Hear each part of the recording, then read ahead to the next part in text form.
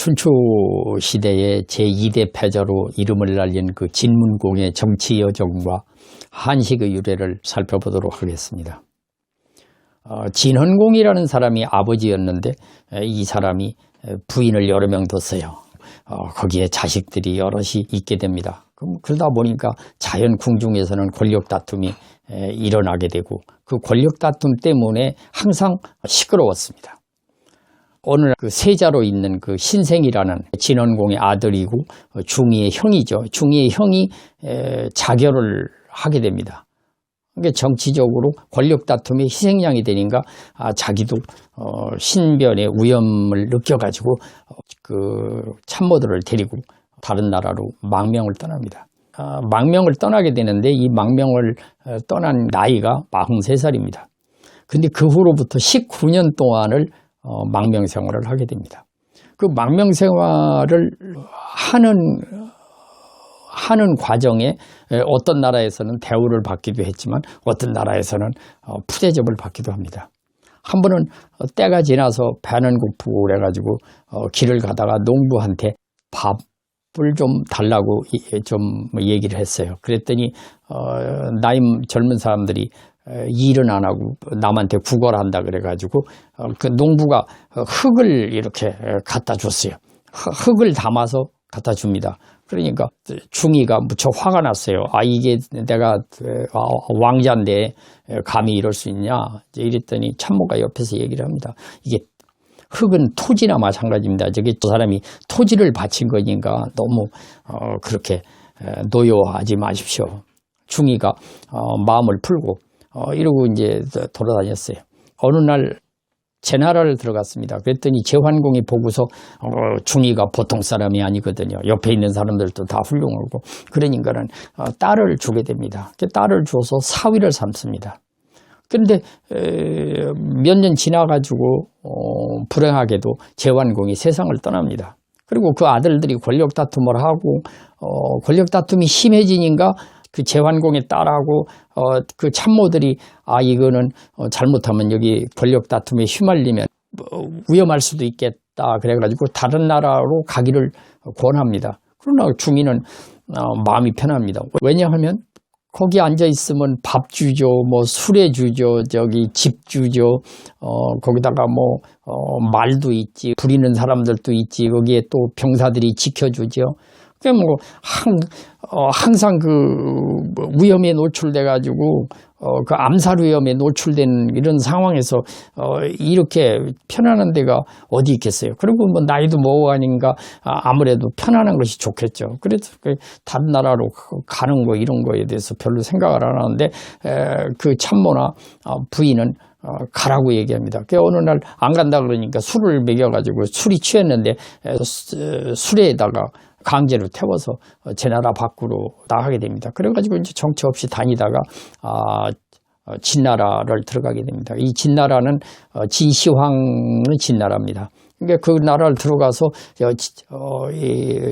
그 왕하고 이런저런 이제 딜을 하게 돼요. 그러니까 내가 널 도와주면 어떤 도움을 주겠는가 뭐 이런 서로 그래가지고 이 중의를 도와주는 것이 좋겠다. 왜 그러냐면 지금 임금은 진나라한테 고분고분하지 않으니까 그래가지고 군대를 내줍니다. 이제 진나라를 자기 본국을 쳐들어가서 결국은 왕이 됩니다. 그때가 나이가 62살이라고 그럽니다.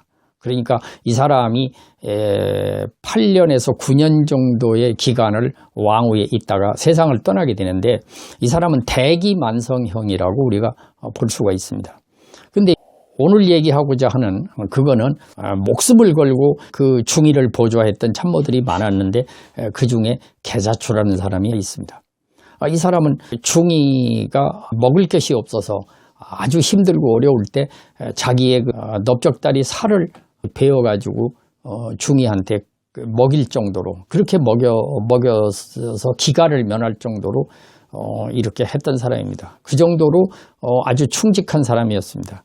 근데 진문공이 등극을 해가지고 이제 논공 행상을 하는 과정에 이 사람이 공교롭게도 빠졌어요. 논공 행상에서 계자주가 빠졌습니다.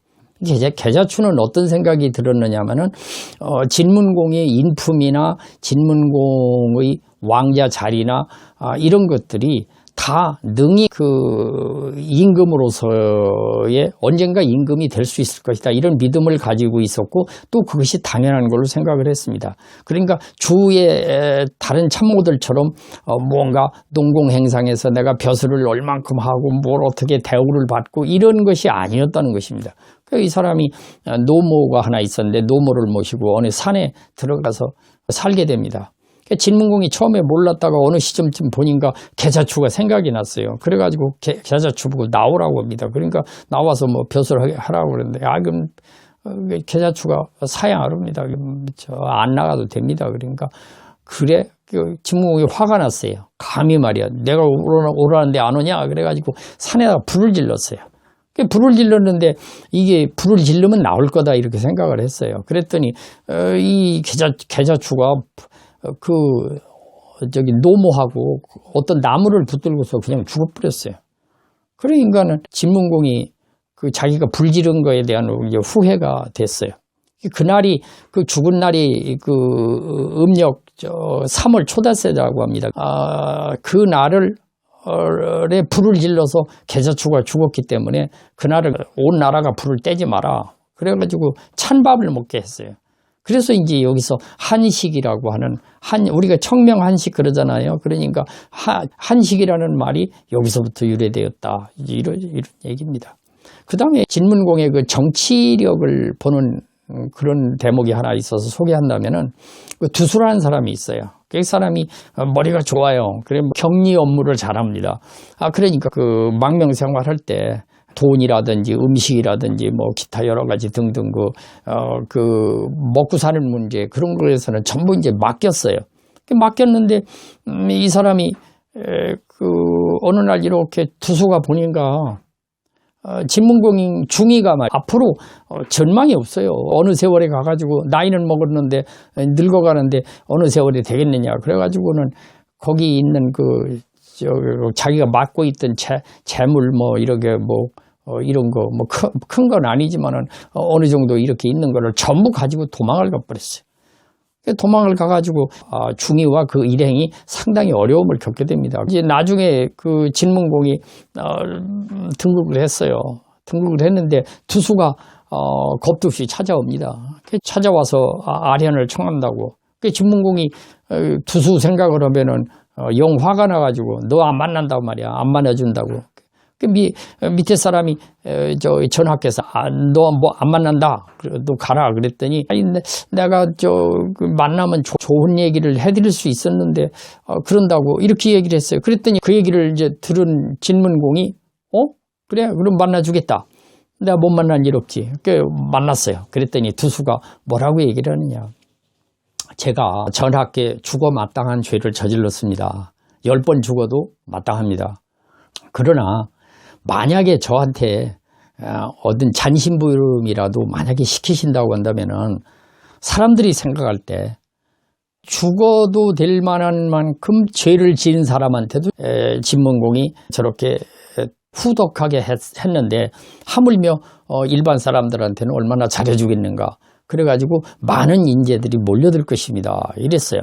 그 진문공이 그 얘기 들으니까 맞거든요. 그래가지고는 이 창고 무슨 관리하는 책임을 맡깁니다. 그랬더니 온 나라에서 진문공이 저렇게 인재를 초빙하고 두텁게 한다. 죄를 지은 사람도 저렇게 해준다. 배신한 사람도 저렇게 해준다. 이래가지고는 몰려듭니다. 진문공 시절에 8, 9년 동안은 정말 정치를 잘했다. 이제 이런 평가를 받고 있습니다.